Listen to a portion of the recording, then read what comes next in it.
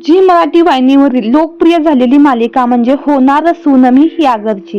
या मालिकेतील कलाकार आणि पात्र आजही प्रेक्षकांच्या तितक्याच लक्षात आहेत। त्यातीलच प्रसिद्धी झोतात आलेलं एक पात्र म्हणजे लीना भागवत यांचं शरयू। शरयू हे पात्र लीना भागवत यांचे प्रचंड गाजले होते।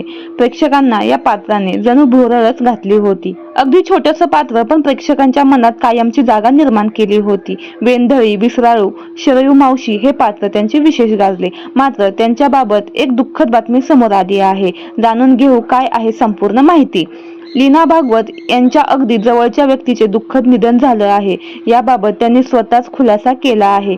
कलाकार म्हटलं की कितीतरी वेळ आपले वैयक्तिक दुःख बाजूला ठेवून प्रेक्षकांचं मनोरंजन करण्यासाठी कलाकार नेहमीच सज्ज झालेले असतात। असंच काही लीना भागवत यांच्या बाबतीत देखील झालं होतं। नाटक करत असतानाच काही मिनिट आधी त्यांना फोन येतो आणि होत्याचं नव्हतं होतं। लीना भागवत नाटकाच्या दौऱ्यावर होत्या।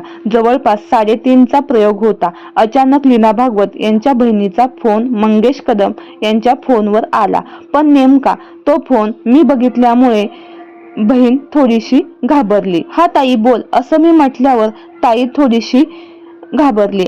त्यावर ती म्हणाली, तू उचललास बाळा? मला काहीतरी विचित्र वाटलं। मी विचारलं, काय झालं ताई ते सांग। त्यावर ती बोलली, झाला का प्रयोग? मी नाही बोलली। तर ती म्हणाली, छान कर प्रयोग, पण आई गेली।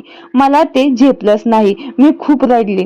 एकीकडे आई गेल्याचं अतोनात दुःख, तर दुसरीकडे आपला चाहता वर्ग पडद्याकडे लक्ष देऊन पाहत होता। मी कसं तरी सावरलं आणि नाटकाचा प्रयोग पूर्ण केला। तर मंडळी, आपल्या चॅनेलच्या परिवारातर्फे लीना भागवत यांच्या आईस भावपूर्ण श्रद्धांजली। धन्यवाद।